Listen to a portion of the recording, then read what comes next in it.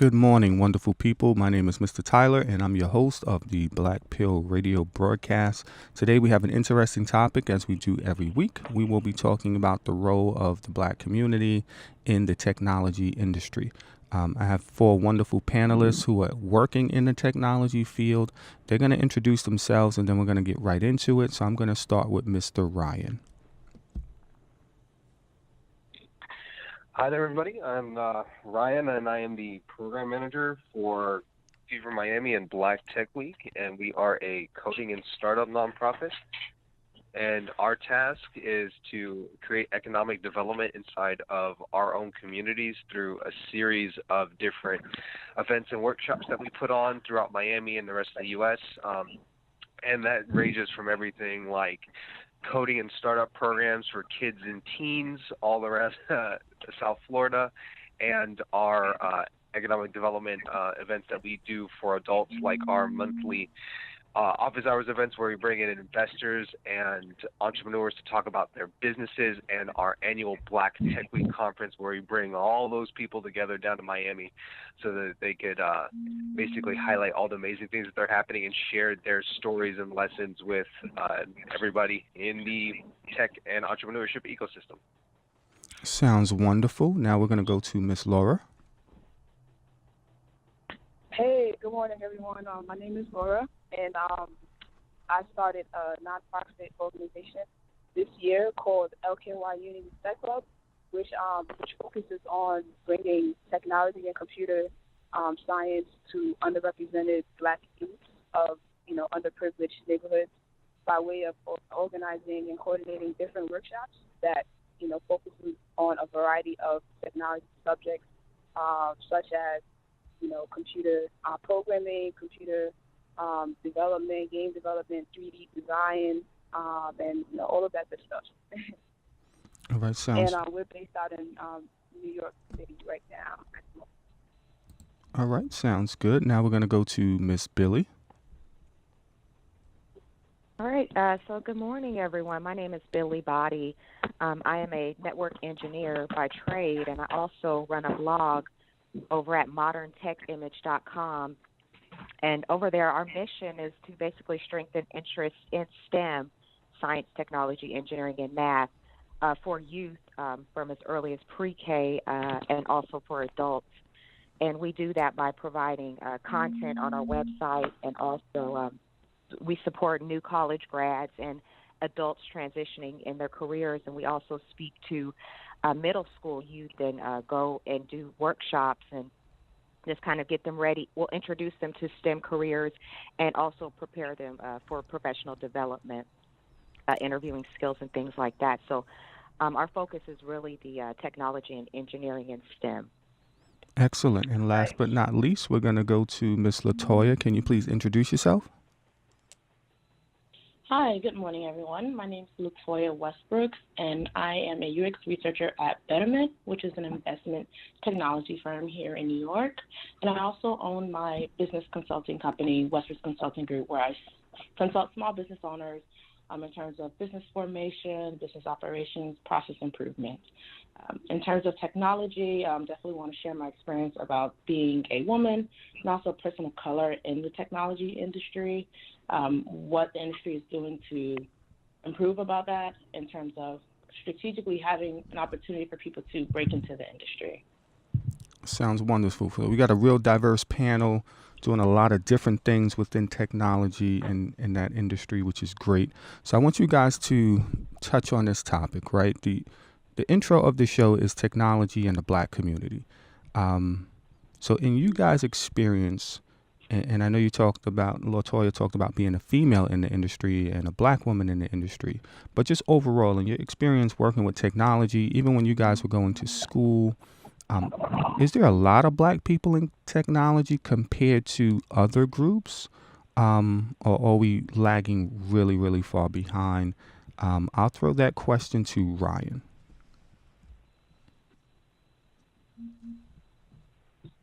Personally, what I found in my experience, and that was part of the reason why our co-founders Felicia and Derek, they decided to start up the company, was because when we were in these tech and startup spaces at all of these events, we found that there are a lot of people, but there wasn't necessarily too many of them that look like us.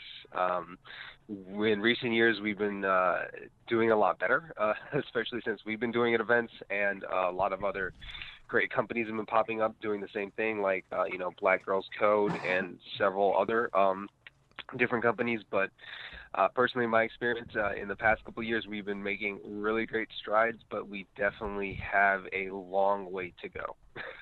And we're going to get into some of the solutions to how we can fix that.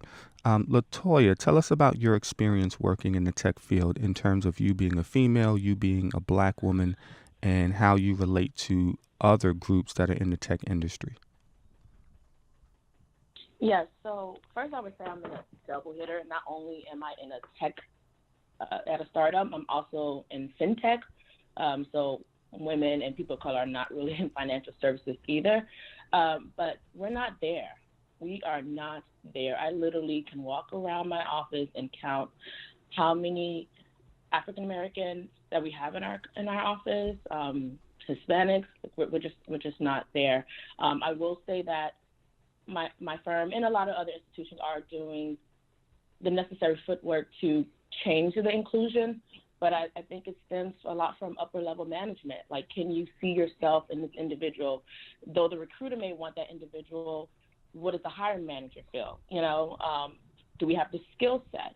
And so in the tech space, and we interact with a lot of the other startups in New York in terms of like our Black meetups, and so we all talk about the same things, but at this point, it's like, what is the action plan? Like, what are we going to do to really change this?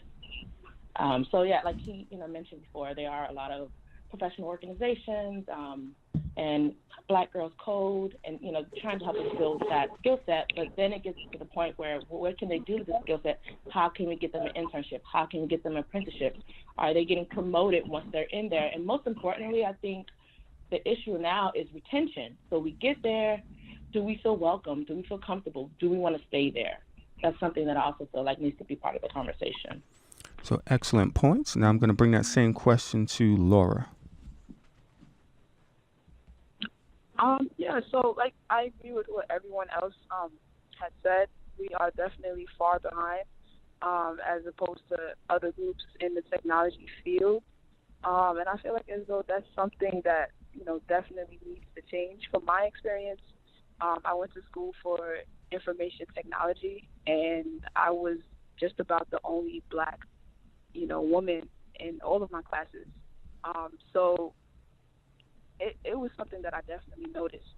Growing up, there wasn't a lot of, technology programs in my neighborhood that exposed, people of color to technology, from what I remember. And just by doing research, a lot of these, big companies, these big technology companies, when you look at the rates and the stats, you'll see that there's about probably less than 5%, Black people in these companies. And like what Latoya touched on, I definitely agree that it starts with upper management and how they go about, hiring, and definitely also just, do we have the skill sets and bringing our people, more towards exposing them to, technology and opening doors for us to get into the field. So that's how I feel about it. Okay. And last but not least, Billy, what is your take on that? Sure. So in my case, I've been the first African American. So at a tech company that I was working at, I was the first Black receptionist. In my engineering classes, I was the only female.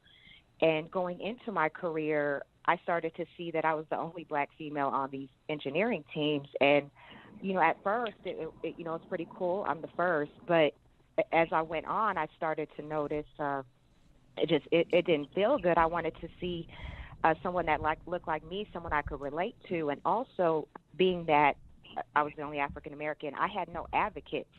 I had no one in management to kind of look out for me when I wasn't in the room. And so that's why I would love to see more of us out there to support each other and advocate for each other. Well, it's interesting. Some of you guys mentioned about school training, that there weren't a lot of us in the schools and in the training. So is that where it starts, that we're not taking these courses or we're not interested in the tech industry in itself, or is it bigger than that? I'll let Ryan answer that first question. So that's a very interesting problem. It's not always that we are not interested in these things. For some cases with children, it's just that either they're not aware that these programs exist. For other older adults, sometimes it's the problem that they're priced out of these courses. Like there are several wonderful schools that we have down here in Miami. We have IronHack, we have WinCode, we have Launch Code, and they have amazing programs to get people to transition into technology. But they're really very expensive, and that becomes an issue because they don't necessarily have the financial means to get into these courses. And then if they do have the financial means to get into these courses, or they do end up having scholarships for these, one of the issues is that they don't necessarily have the requisite fundamental skills that are required to apply for these classes. And part of that comes from the fact that a lot of kids, teens in our communities live in what we call innovation deserts. Everybody knows what food deserts are. It's essentially a place where you have to end up going miles outside of your community to get fresh and organic foods. But the same thing happens with technology, where you don't necessarily have access to computers and fast internet and all this stuff. And when you live inside a community where you have to leave to actually get access to these technologies, you live within an innovation desert. So even though these kids may have the interest to do these things, they may not necessarily have the technology to actually get involved, or the mentors to get involved.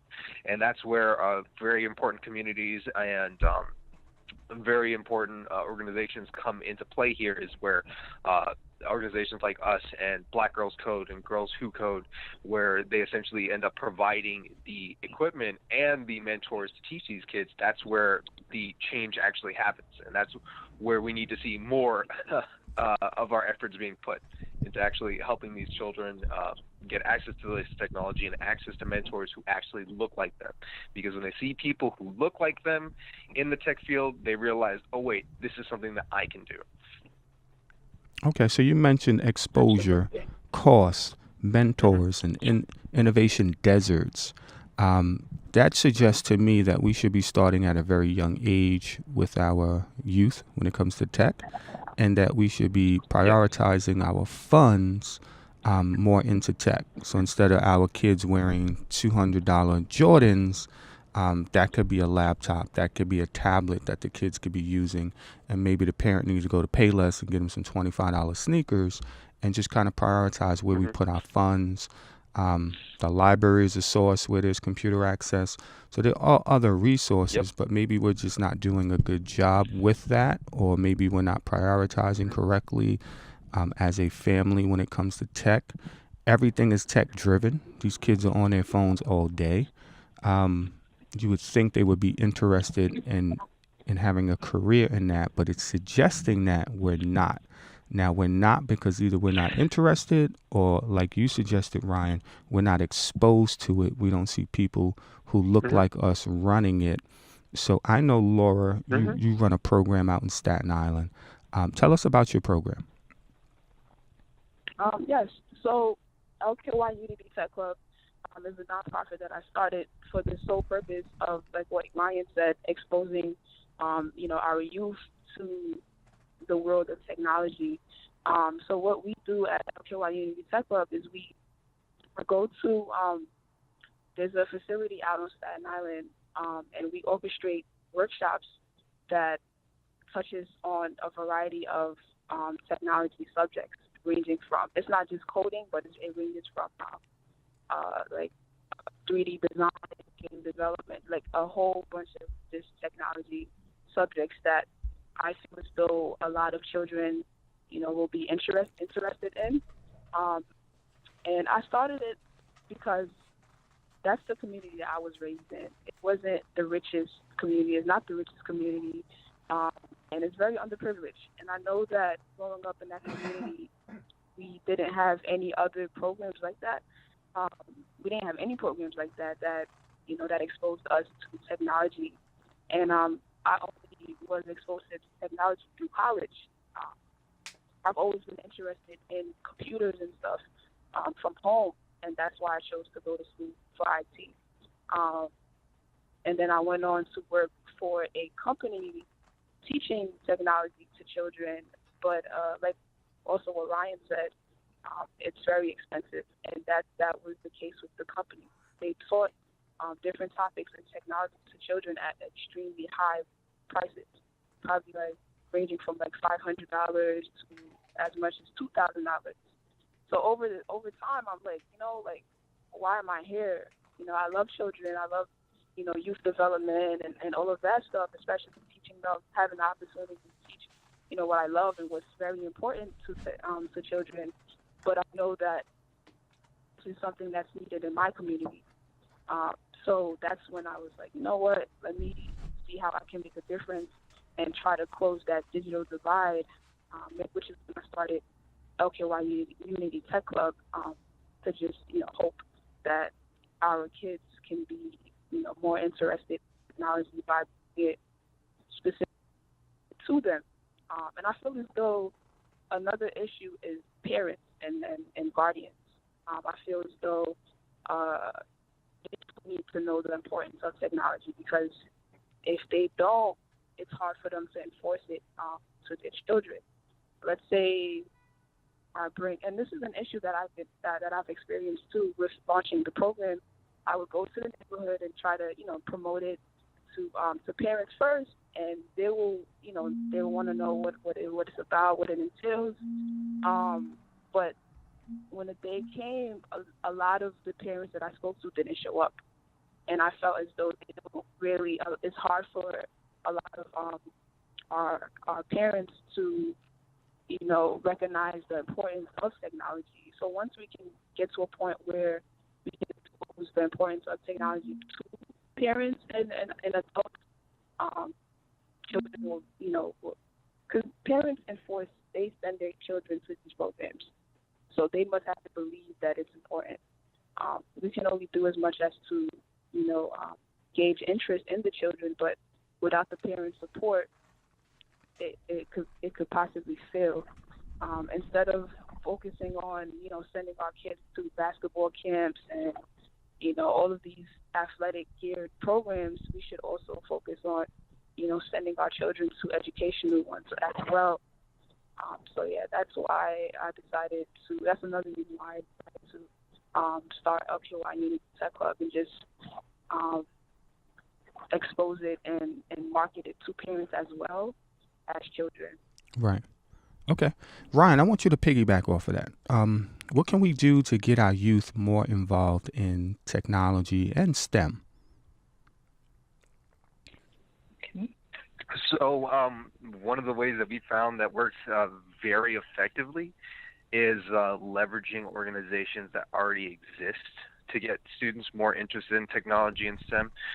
So we partner with organizations like the libraries and after-school organizations to put on our programs.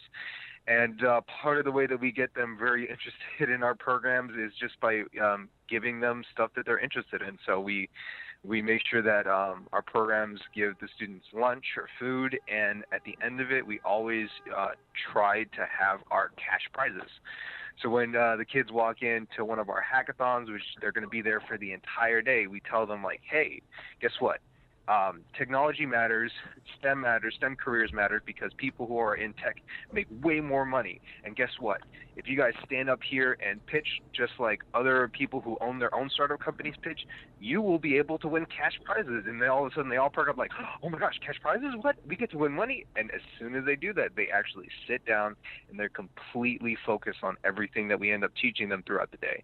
We get them to learn how to build their first websites. We get them to learn business ideation, so they learn the process of going through and coding from an idea to formulating their business plan and figuring out who they're trying to market to, and all of these other concepts that they wouldn't have paid attention to if they didn't have the incentives in place to actually learn these things.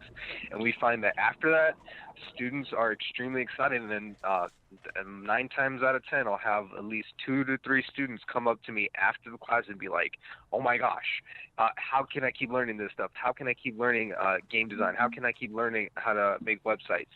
Because when you put the incentives in place, they actually feel compelled to start learning this stuff, and once they actually get their hands on and get into the nitty-gritty of actually doing these things, they get really excited because they watch their ability to actually create something, and they get super excited. So having incentives in place is one of them. Another, I think somebody has the, okay, all right. So having the incentives in place is one big one, and another one is making sure that whatever you end up teaching is relevant to them in some way. So the incentives plays a big part in that, but also incorporating really fun elements into lesson plans. Part of how we teach coding in some of our classes is that we have game design. So they learn how to actually use coding principles by creating their first games. And that's one thing that gets boys really excited. Girls like it, but boys go crazy when we start doing the games.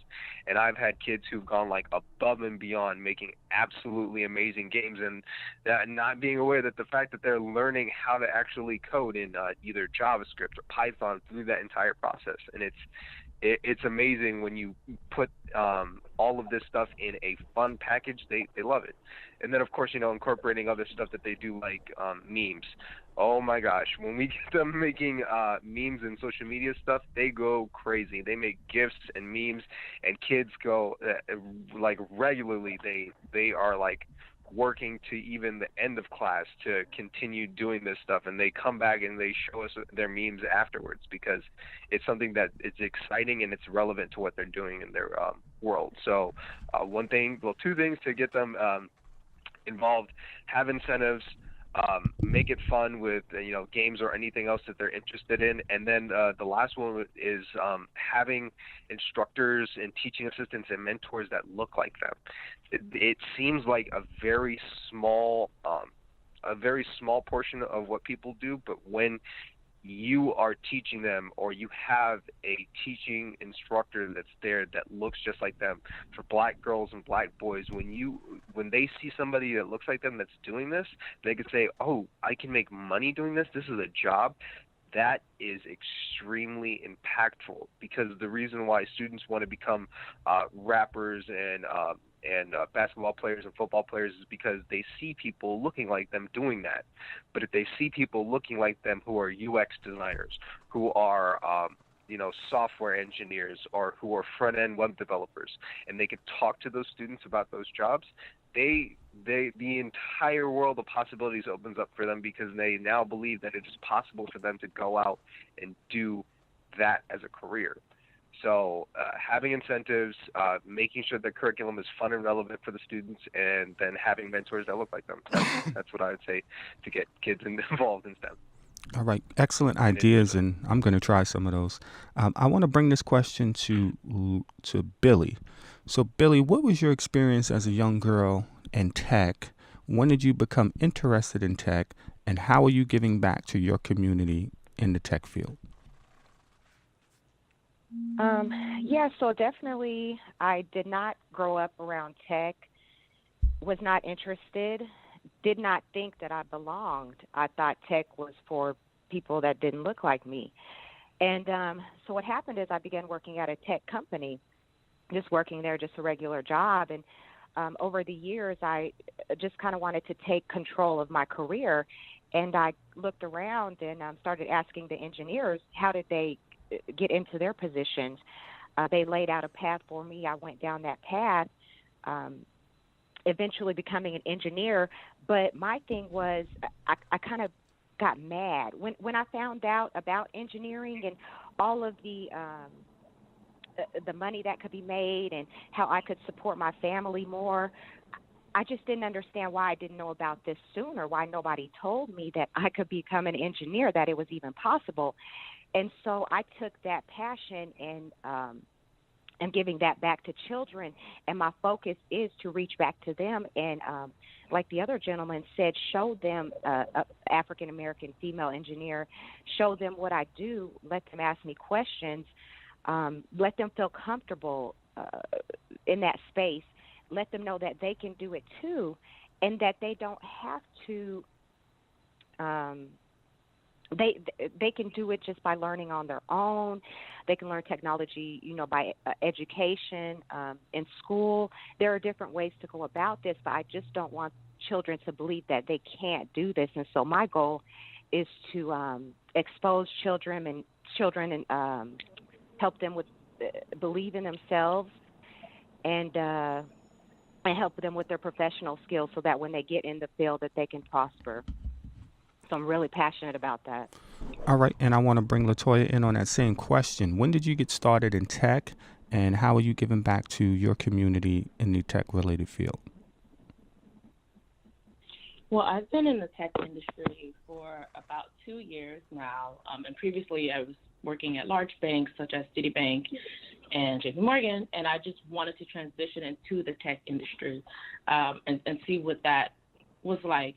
And for me, I was strategic about it, and I think that any young professional who's trying to break into the tech space needs to be, whether that's getting mentors, attending meetups, coming up with a game plan, developing those skill sets that I feel like a lot of people in my community don't have, or like, stated previously, we don't have the exposure to. And in terms of giving back to my community, I'm a part of our Better Talk internal organization where we are planning in-house events for people of color. I'm also a part of Harlem Disrupt Code Squad. I'm on their advisory board where we recruit about 16 individuals from 18 to 23 every 16 weeks, and they get to learn how to code, how to build, how to market, and at the end of that session, they actually do a demo day, and we judge them and give them feedback on that. I think that in terms of building our skill set, a lot of times in the tech space, everyone's always just talking about like being an engineer or developers, and I wish that we can talk more about the other roles that are within the tech industry, such as being a UX researcher, UX design, marketing, PR, front-end developers. There are other roles within tech space that I just feel like people don't know, or they just think IT, and they don't understand there's a difference between IT and actually being at a startup. And so I wish that we could have more of those conversations and just exposure, seeing people like us going into the schools. I think also from an executive management level, they're not in that space. Like maybe they don't see themselves in a little black boy, a little black girl, so they don't think that we want to be in those spaces. So they don't even go out to those schools, or sometimes they never even heard of an HBCU. And so I feel like the pipeline is not the issue. It's just the connection and getting the company with the students, or getting the students, the exposure to the companies, whether it's an office visit, so they can see what it's really like, to see what we do on a day-to-day, to sit in some of those board meetings, to sit in some of those brainstorming meetings or journey mapping meetings, just to really get in the nitty-gritty. We need to have more opportunities like that. So what about technology in the home? Because we know black families, a lot of their technology or their devices are coming from cell phones. They don't have laptops, desktops, tablets. They're using their cell phones to do homework and to use technology, which is okay if that's all you have. But what can we do to get more devices into the home of our youth? And that's for Latoya. So I'll piggyback on my finance background with that. It just starts with saving and then knowing the importance of it. If as a parent, I don't even understand my own finances and how to save and how to invest and how to think further out. What is my goal for the next 3 months, 6 months, a year? How can I implement that into my child? So I think, we need to start with educating the parents, which then in turn can educate the students. And we can't depend on the schools solely or our teachers to help them with that. Sometimes people are selling their used computers, or they're selling their used phones or their used laptops and iPads. And so we need to have those opportunities where they can, get there. I would say the library, but sometimes I feel like a lot of the computers in the library, at least that I've seen in Harlem, are outdated. And I'm originally from Miami. The computers I saw in Miami are outdated as well.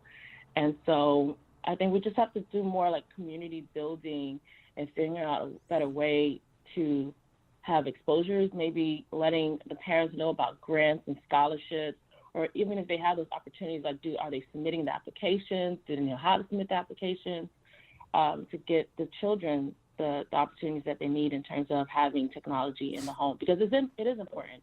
Like I have a few people on my team who don't have engineering backgrounds, but they are sort of in apprenticeship to become developers and engineers. And outside of work, they're home, like building codes, practicing codes. Codes are breaking, they're refixing them. So they're home for 2, 3, 4 hours practicing. And if our children don't have that opportunity, we're just getting further and further behind. Excellent advice. I want Ryan to piggyback off of that as well. And I want you to include seniors in this. So when we have seniors that are on a fixed income and they're not technology savvy, but they may be interested, how do we help them? And then the first question, where we were talking about the youth who don't have access to devices that are like desktops and laptops, a lot of these kids are on their cell phones. What are some ways we can get them devices as well? Okay, that's an absolutely great question. To get more devices in the hands of both youth and the senior citizens in our community, it's very important, like Latoya said, to start teaching, financial literacy, the ability to save, because that's a very big portion of it. If your family is able to save a certain amount of money and make it a priority to get a device in the home, that's something that helps out a lot. But resource magnetism, by being connected to people in the tech industry, there are tons of opportunities that people aren't necessarily aware of. One of the best ones right now I know of, we just did a program yesterday, was with Comcast. Comcast has a program called Comcast Internet Essentials, and for families, children, and senior citizens, they have programs where you can get extremely affordable internet to the home, about 15 megabits per second. So it's absolutely great. I believe it's about $10 a month for qualifying families, so you can get internet into the home. And another part of their program that they have is if you apply, you can actually get yourself a laptop device in the home, either for free or deeply discounted around about $150. And that's for both families with students who are in community colleges, and senior citizens. And in addition to that, they also offer a lot of programs to start teaching people how to actually use these devices. And we're one of their partners in that program to essentially bring about digital literacy programs for the senior citizens, and programs for digital literacy for adults and kids and all that stuff. So it's very important to be connected to the actual tech industry and understand that if you know of any of these resources, be sure to talk about them to people, and on platforms like this radio show. Because people, there are tons of opportunities for people to get these devices, and they're just simply not aware of it because they're not connected into the tech industry. So definitely talking to people and getting connected. But the Comcast Internet Essentials is one of them, and there are tons of other programs where people end up giving away machines. Some of our programs that we've done, we've given away Chromebooks to our students who end up winning the prizes. So that's one of the things, and I know that there are several other programs out there. Definitely share them with you so that you can give them to your audience another time, but definitely staying connected with the people who are in the know. Sounds great. Excellent advice. I want to go to Billy. Billy, we talk about Black Girls Code, and I know you and I spoke on the phone, and you had mentioned something about working with girls who code. So I want you to tell us your experience with working with the young girls.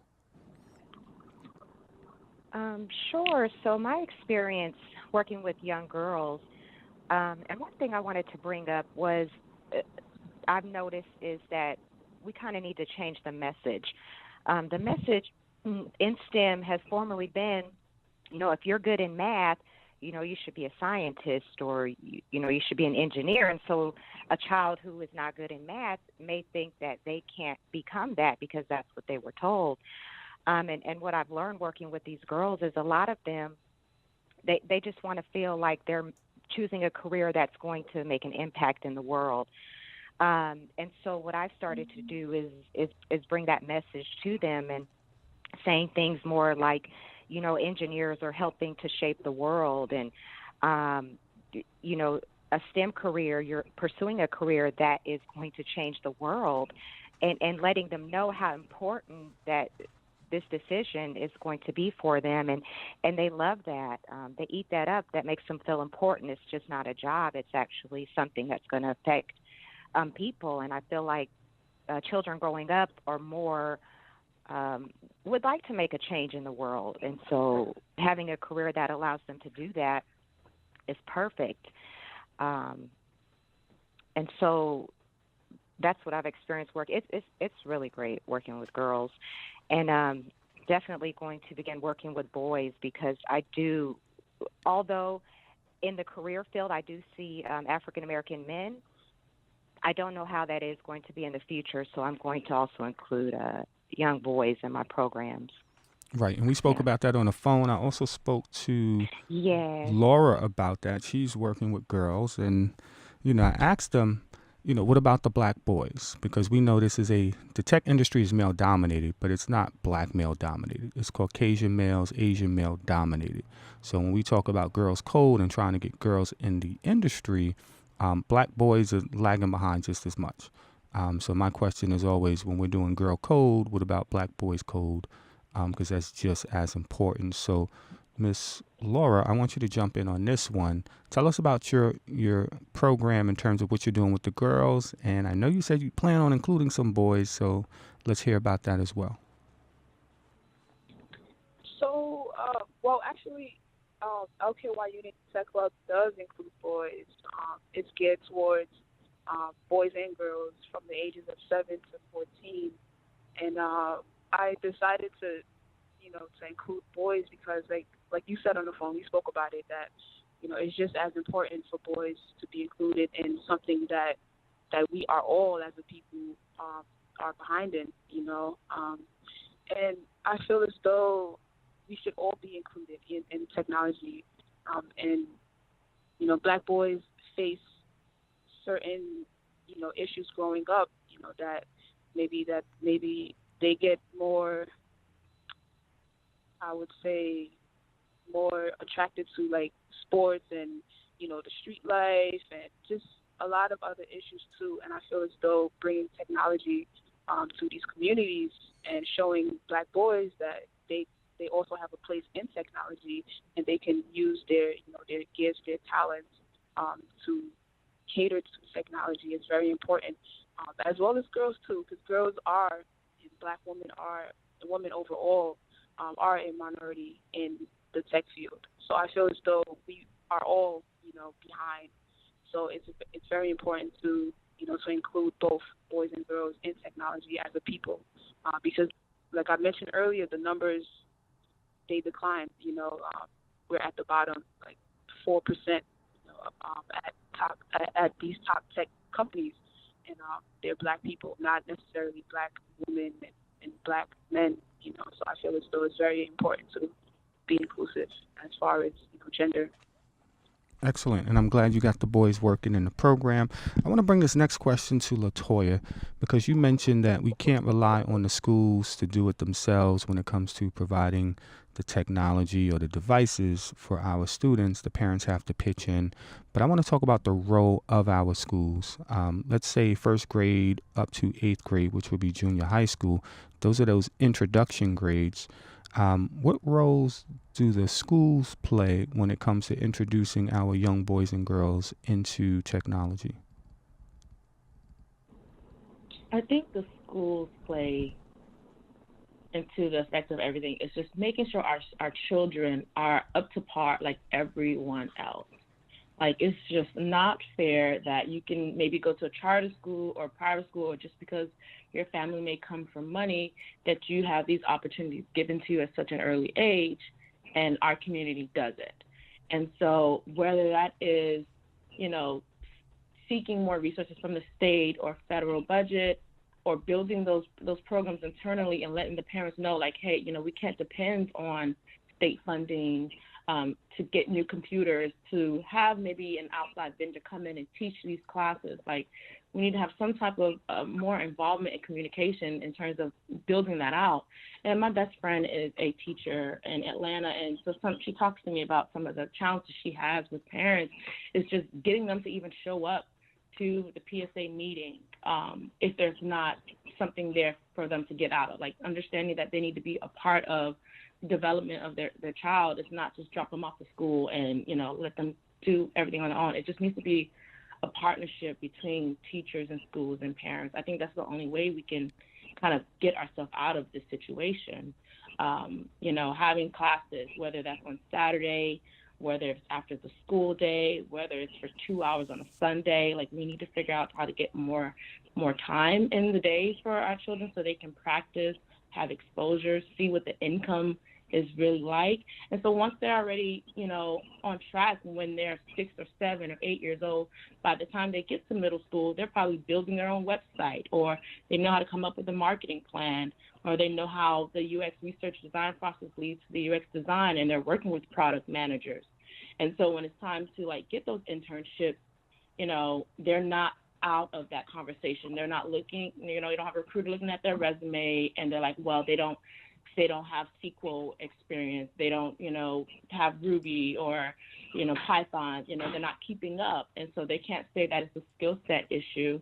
So we're not, excluded out of these conversations and opportunities. Excellent.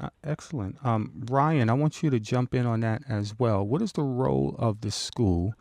And I'll preface that by saying, I know as an educator, when you give kids homework that's supposed to be done on a computer and some kids don't have access at home, or they're doing their work on a cell phone, which might take much longer, it could be like double, triple the time, that can be frustrating to a student, that could be frustrating to a parent.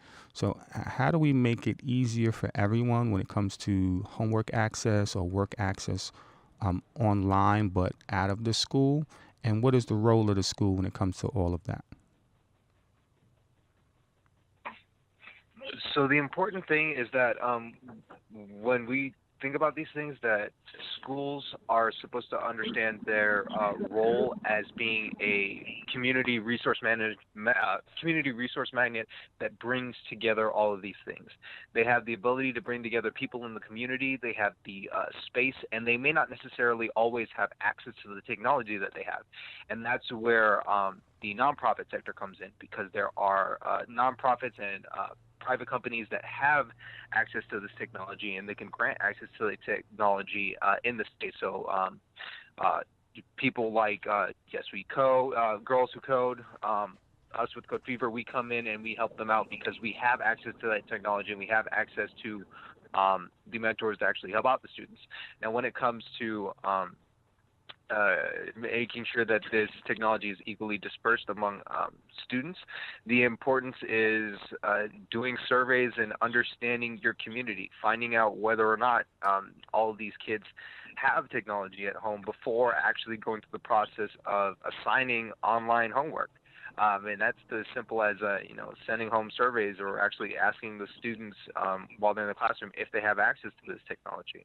And if they don't, then connecting them with different programs and community organizations that do have this technology. So that's a big role of importance. But understanding that schools are supposed to essentially be our directories. They should know about all of the organizations in their community that have access to this technology. They should know about the Code Fevers. They should know about Latoya's program. They should know about everyone else's program on this phone call, so that if a student doesn't necessarily have access, they could point them in the direction of us, and then we could take it from there. So Ryan, if somebody in the Miami area, Florida area, wanted to be a part of what you guys do, how would they go about that? Mm-hmm. So one thing that they could do is they could definitely check us out at codefevermiami.com. We post all of our Code Fever related events on our events page there, or they can email me at ryan@codefevermiami.com for any more info on any of our programs that we have going on, because we have tons of them going on throughout the year. And do you have an age range that you work with? So typically we work from students between the ages of 10 to 18, with a majority of our programs are after school and our summer programs. But then, of course, we have our adult programs, and we are going to have a lot more opening up later on this year, because we're going to be opening our own co-working space in Overtown. Okay, and if the seniors are listening to this program and they're in the area and they want to be involved, is there anything for them? So yes, we're in talks with Comcast to start up restart our digital literacy program for senior citizens.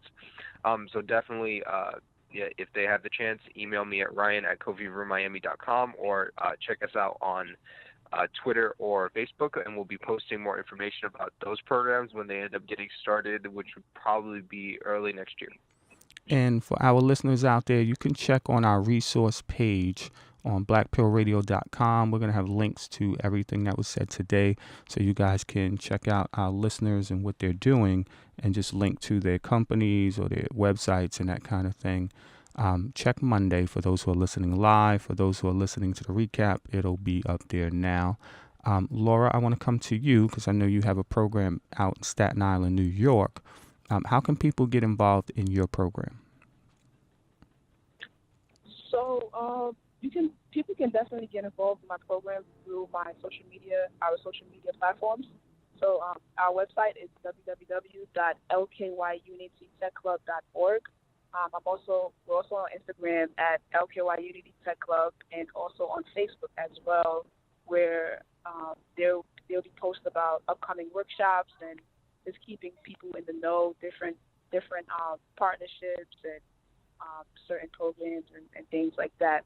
So yeah, definitely, do the website predominantly, and then other social media outlets like Instagram and Facebook. Is there an age range or group that you're working with? Yes, so 7 to 14, boys and girls. Okay. And is that Staten Island based only, or it's open to whoever can get there? Yeah, so for now it's Staten Island based only. That's where the facility is, the empowerment zone. So for now it's just Staten Island until we branch out. Okay. And I know, Latoya, I think you have a program as well? Yes, I'm on the advisory board for Disrupt Harlem Code Squad. So it's a free STEM and entrepreneurship program here in Harlem. And so we are not accepting applications for this quarter, but I know it's going to start back up in January because we have a class going on at the moment. And so if anyone is interested in being a part of that, where we teach our young people how to code, how to practice for demo days, how to actually build an app, and it's around 20 or so selected participants. You can definitely check out disruptharlem.org. And is there an age range for that? And then if you're interested, yeah, that age range is 18 to 23. Okay. For that program.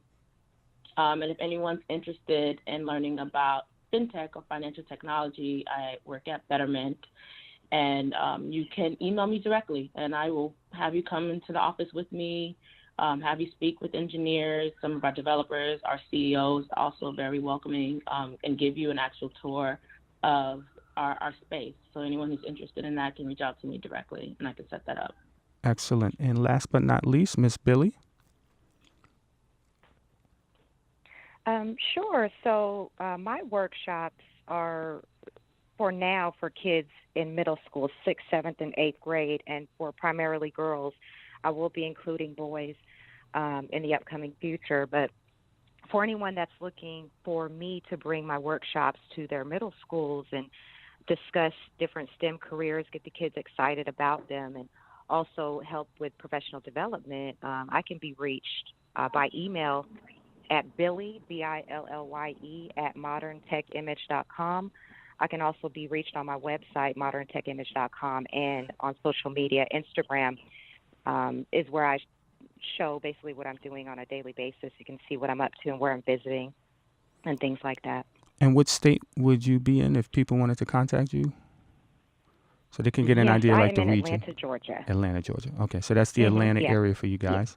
So we have 10 minutes left on the broadcast, and I want you guys to give our listeners some gems. So what websites can our listeners go to where they can apply for the grants that we spoke about, where they can apply for the low access to or low cost access to internet, where they can apply for schools and programs and trainings, not just the ones you guys just mentioned that you guys are working with, but if you're willing to share other programs that you know of, that will be of a very good resource.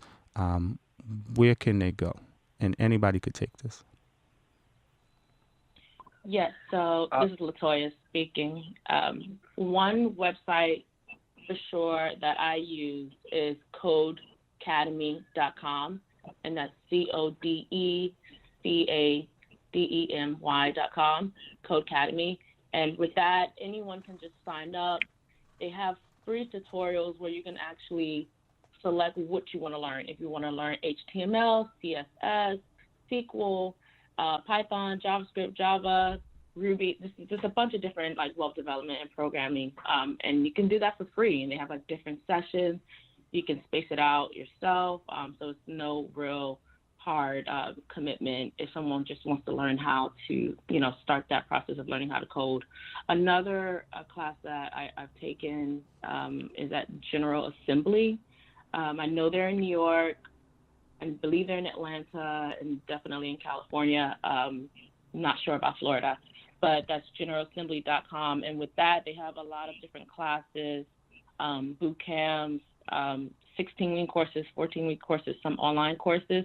With that, some of them may be pricey, but I know if you work at a company or if you present an opportunity to your school, a lot of times they'll waive it or give you really significant discounts, or maybe even if you have to crowdsource with your family and friends to get that, because you can get a class for $200 or maybe $100. And so I think that's another good resource, General Assembly and Codecademy. Excellent. Anybody else want to add to that? Yeah, of course. Latoya had some great ones. We use Codecademy. General Assembly, they do have offices down here, but General Assembly offers a lot of online courses for people who are not necessarily able to travel to whatever location they have for their in-person courses. Another couple ones to keep in mind, like I mentioned earlier, Comcast Internet Essentials. If you just Google Comcast Internet Essentials, the website will come up, and that is for low-cost internet. All you have to do is apply for that. They also have their programs for getting technology in the hands of children and senior citizens. So definitely, if you don't have access to technology, check that out. But one thing I would say that would probably be the best, because we don't necessarily always have all the answers for every specific area, whether that's Atlanta or New York, because we know our own communities ourselves. One thing to definitely do would be to check out meetup.com or eventbrite.com. Bright spelled BRITE.com. Those two websites specifically because there are a lot of events that go on in different cities for technology, startups, and it's basically a great resource to find all these events that are going on, and a lot of them are for free. So it's a great place to go and check out different events that are going on around tech and what's going on in your actual city. And by going to these events, you'll be able to network and meet with people who are more connected to what is going on in your specific city. So if you have any questions regarding access to technology or classes that are going on, these are the perfect places to get plugged in to know what is going on in your city. So definitely check that out, meetup.com and eventbrite.com. That's what I would say. And I have a question for you. Black Tech Week, is that a week of technology programming, conference, expo kind of thing, or is that just the name of the company? Okay, so Black Tech Week itself is a week-long celebration of everything that's going on in tech and the Black industry. So we bring together, for an entire week, we bring together entrepreneurs, techies, and small businesses to meet with, dynamic speakers. And we have our huge conference that goes on in there, but it's not just for people who are in tech. It's good for VCs, investors, people who are in government, people who are looking for jobs because we have hiring fairs, people with ideas who want to build their businesses because we have pitch competition hackathons, and of course, parties, because everybody loves to, get down and all that.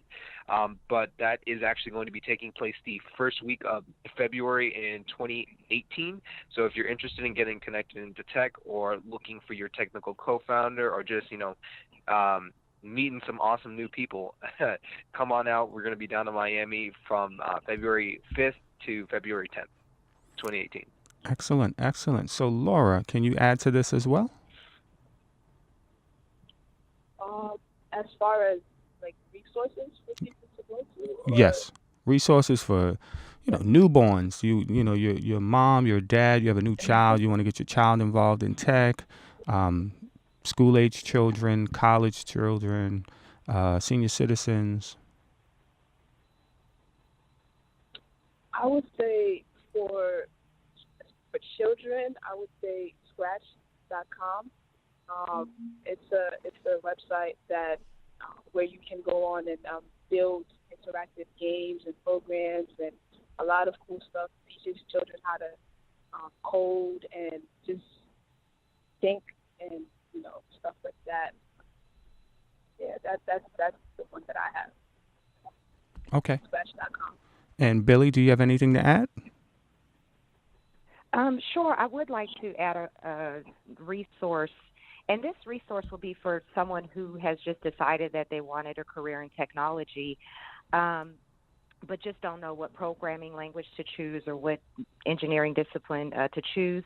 And that would be visiting a thrift store and purchasing books from there. Of course, they're going to be outdated, but the basic fundamentals are the same, and they're very cheap. So purchasing maybe programming books or engineering books from Goodwill and a variety of them, and that will help you to choose which path that you want to take. But that's something that I did, which helped me to learn. Excellent advice. Never thought about that one. So I have one thing for you guys left before we wrap this up. I just want a quote or a saying, something that I can post, we all can post online to kind of give inspiration for those who are interested in tech. What would we want to post and put out there in the universe to our young boys and girls, to our seniors, or anyone that's interested or curious about technology, a career in STEM? What quote or what saying will be good for us to put out in the universe so these kids can capture that and maybe it can get somebody involved? And any one of you guys can go first. Maybe this is Laura. I would say closing the digital divide in the Black community. I like that. And we can have a resource right underneath that. That could be your resource. So closing the digital divide in the Black community, and your website is listed underneath it. So how people can contact you and get involved in that. And I do like that. I'm going to post that this week. So I'm just letting you know that's very good. Nice. Anybody want to add something to that? This is how we grow as a community. We come up with things like this, and we put this out there, and we share it, and we repost it, and we tag ourselves, and we tag our communities, and we tag our businesses on it, and this is how it circulates. Really quickly, just name your website again. Oh, it's www.lkyunitytechclub.org. Okay. And Billy, what is your website? Sure. It's moderntechimage.com. Okay. And Latoya, 60 what is your seconds. website? Sorry, I have two. So for Disrupt Harlem Code Squad, it's disruptharlem.org. And for my personal business page, it's westbrooksconsultinggroup.com. Excellent. And lastly, Ryan, what are your websites? Our websites are Code Fever Miami and blacktechweek.com. Excellent. And thank you guys for being a part of the broadcast. We gave out some really interesting and great advice and information for people to listen to, follow up with. Hopefully they do that because it's going to be very beneficial. Technology obviously is the future. We wouldn't be able to do this show without it. We wouldn't have come in contact without it, and it's very important. So as always, peace, happiness, and we will see you guys in 2 weeks.